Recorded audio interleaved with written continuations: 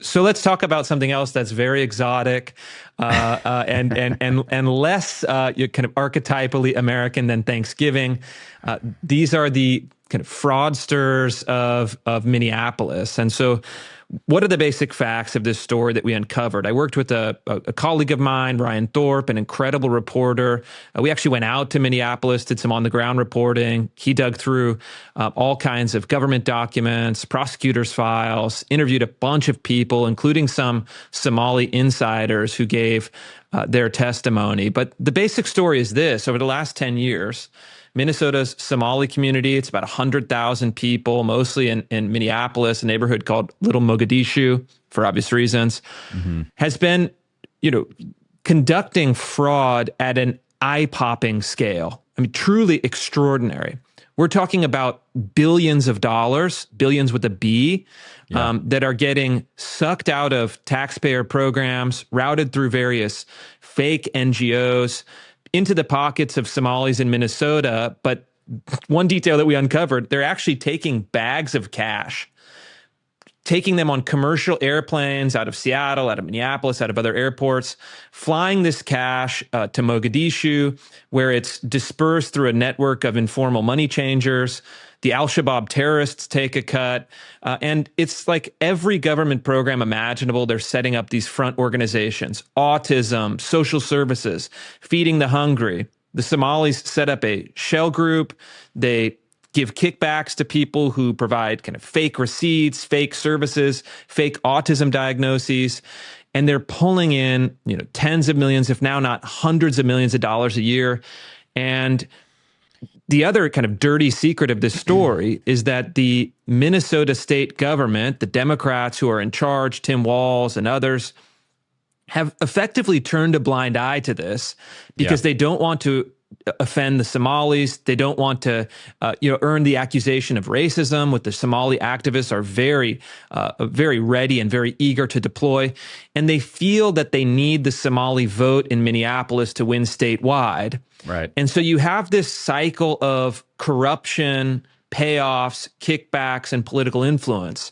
And I hope that the story, which blows open this whole scheme, will have some impact, both on the particular level, meaning law enforcement, which has been doing a good job rounding up some of these groups, will extend their efforts, but also opening up these larger questions about immigration, about identity, about who we let into the country, what are our expectations, and certainly, it's like this should be an obvious one, right? You can't steal billions of dollars from taxpayers. That's like a no.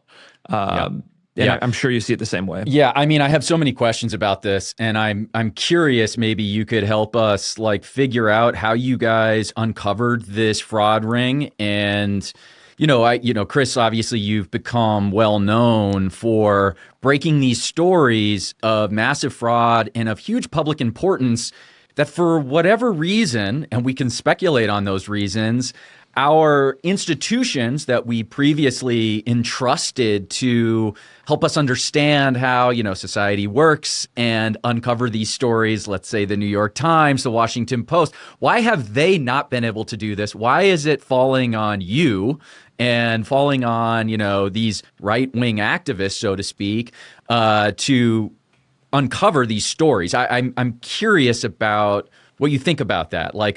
Why have our institutions been so derelict in policing themselves? The answer is pretty simple, because if you take the general assumptions about the left, the political assumptions, diversity is our strength. There's no difference between a Swedish immigrant and a Somali immigrant. We don't want to highlight malfeasance on a group that has high intersectional points, meaning Muslim, African, mostly poverty-stricken migrants. You don't want to be seen, supposedly picking on those groups. And so all of these political sensitivities that are at heart ideological, but then they turn into a kind of etiquette where you don't, well, the Somalis, they have some fraud, but we don't want to actually highlight it because they're a valuable political constituency. We don't want to throw a bone to the right. We don't want to raise questions about the fundamental tenets of our ideology.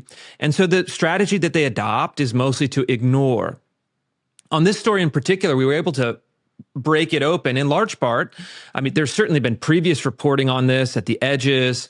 There's some great reporters, including the Powerline blog in Minneapolis, that have been on this story for a long time. But what we did was actually go through legal documents, court documents, expand our network of sources, find insiders willing to give us some color, give us a sense of actually how are they doing these things? Where is the money likely going? What are the money networks? Like, how does the money actually get routed from the United States overseas? Who takes a cut where? The kind of dirty little secret of all of these stories is that they're stories that fundamentally undercut the self-image and the ideological project of an outlet like the New York Times. And they have to be bullied, pressured, and shamed into covering them.